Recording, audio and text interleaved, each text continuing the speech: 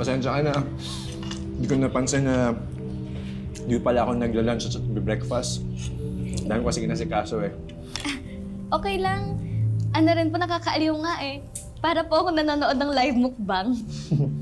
Sige, kumahiya. Kain ka na rin. Kung may gusto ka pa, order ka lang ha. Teka. May nangyari ba sa'yo kanina? Bakit parang ang lungkot mo? May nangyari ba sa school? Kasi po yung isa kong kaklase, pinag-iinitan po ako lagi. Katulad po kanina, sabi niya po sa teacher namin, binuhusan ko raw siya ng orange juice, ng toyo, tapos sinabunutan ko raw po siya. Eh, hindi naman po totoo yun. Nananahimik lang ako, nagre-review. Pero ayun, ginawa niya po yun sa sarili niya para magmukhang binubuli ko po siya. Nakairita nga eh. Ang lala naman pala nung kaklase mo. Anong pangalan niyan? Alam mo, naiinggit lang yan sa'yo. Gusto mo upahan ko? Sabihin mo lang sa akin. Ay, wag na po. Wag na po natin siyang pag-aksayahan ng oras.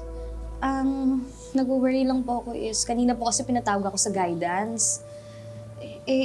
Kapag naulit pa raw po yung ganun, tatawagin na raw po si Mama. Ayoko naman pong umabot sa ganun.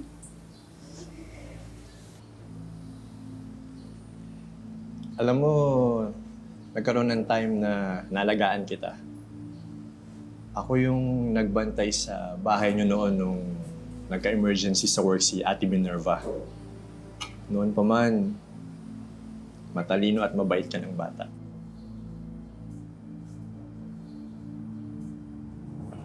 Kaya, kung kailangan mo ng makakausap o taong didepensa sa'yo, nandito na yung Kuya Obet mo, ah.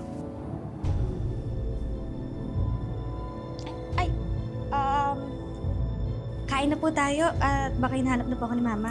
Sige, yun natin mauubos, iuwi mo na lang. Wag mo na lang sabihin kay Ate Minerva o sa iba pa man na kumain tayo, ah. Apa. Sige, kain ka lang.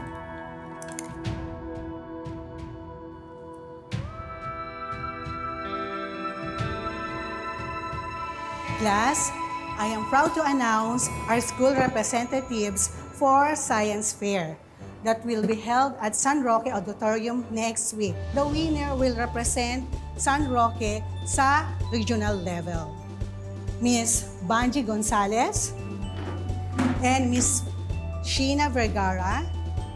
Please give a round of applause for our two lovely and smart ladies.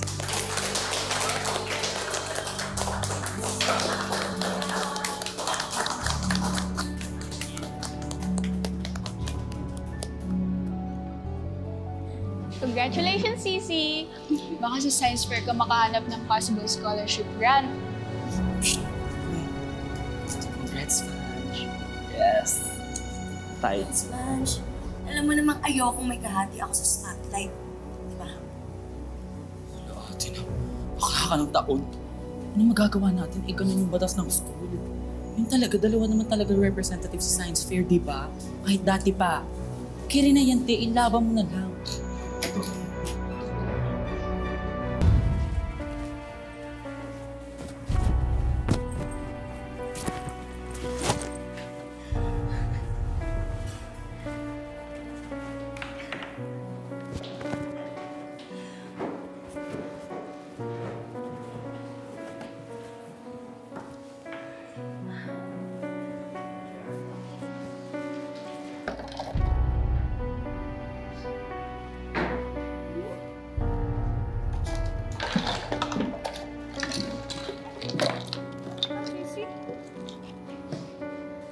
Sa project ko.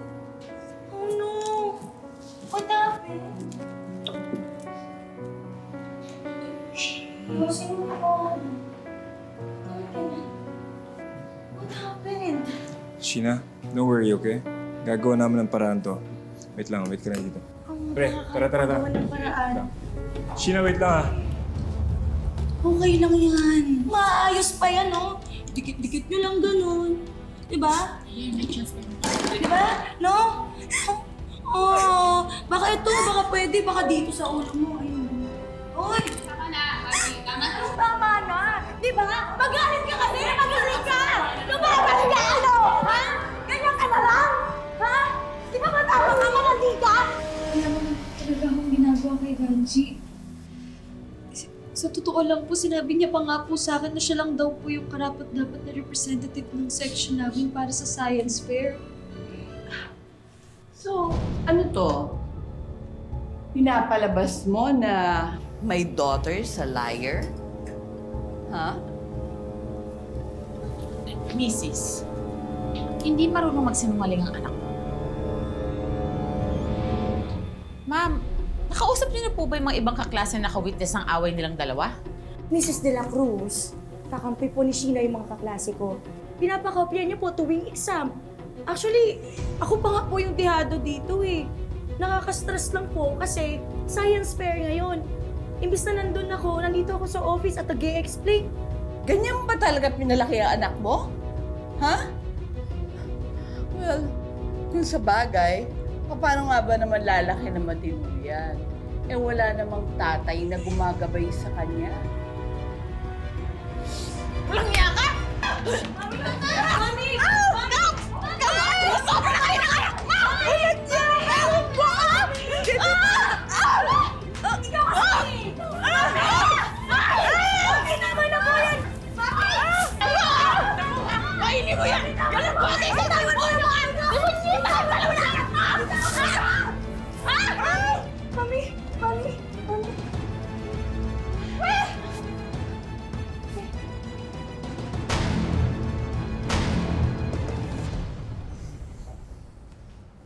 Alam naman nating lokal-lokal yan si Vanji.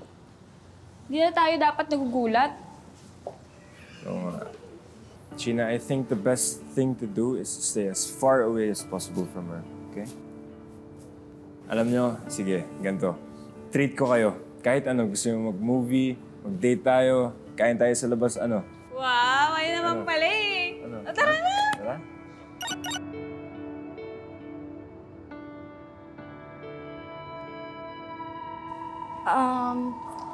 CZ, Dylan, una na ako ah. Bye-bye. Hoy, teka! Hoy!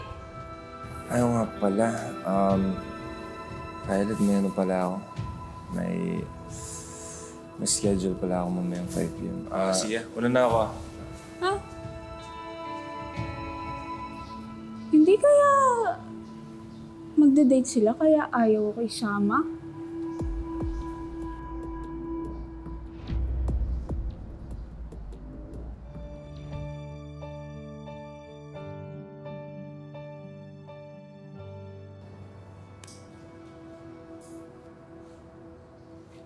Sheena, okay ka lang ba? Namumutla at pinagpapawisan ka ng malala eh. Baka anemic ka, girl. Hindi. Okay lang ako. Kulang lang talaga ako sa tulog. Uy! Okay ka lang? Uy, ano nangyayari sa'yo? Okay ka lang ba? Okay lang ako.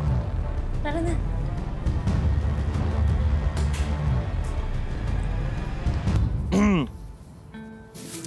Sheena, sabihin ako, hindi pansin yung mga gagaming project na nangyayari sa'yo, okay?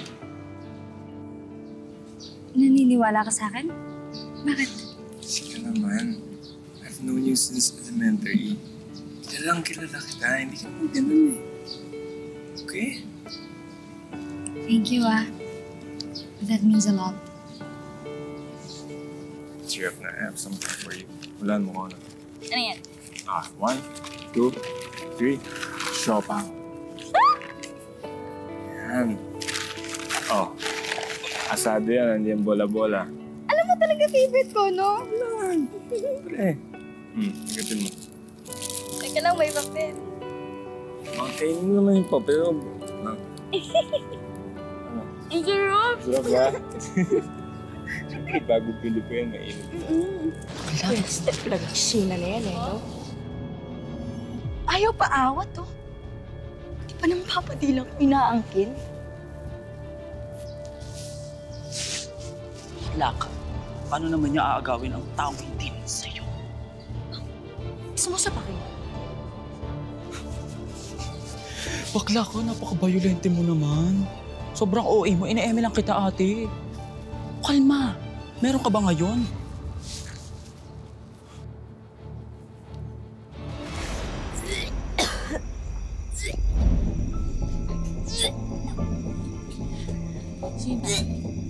Sheena, ano nangyayari sa'yo, anak? Wala lang po itong maano ng photo hyperacidity. Saan galing itong mga dress na to?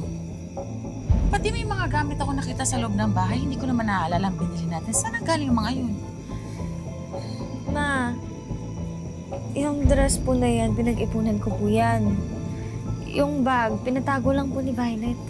Tsaka bakit din po ba pinapakialaman mga gamit ko? Naglagay ako ng mga malilinis sa damit sa cabinet, kaya napansin ko. Sige na, Ma.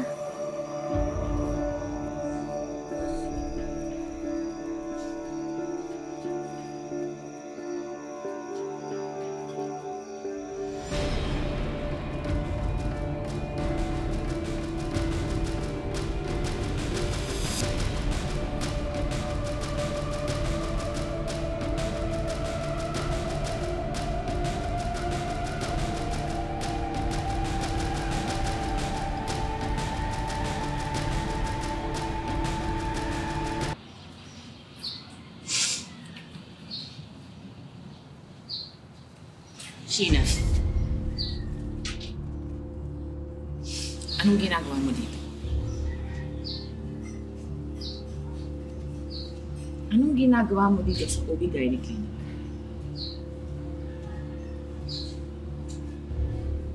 Ang simple ng tanong ko, sagutin mo! Anong ginagawa mo dito?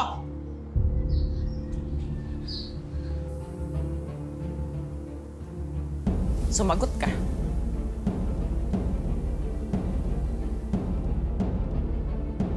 Leche ka, Sheena! Magsalita ka! Buntis ka mo!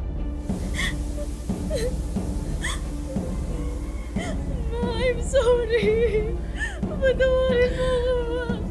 I'm sorry. Patawarin mo ako. Leche kang bata ka! Lahat pinigil ko sa'yo! Ha? Kahit nag-iisa lang ako! Ha? Bakit ka nagkaganyan? Umiyo ka! Umiyo ka! Sinong tatay nang dinadala mo? Ha? Kaklase mo? Chatmate? Teacher?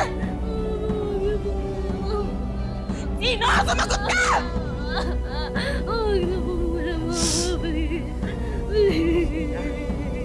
Sabihin mo sa akin. Huwag na po muna, Mama, please. Sino? Ama ng dinadala mo?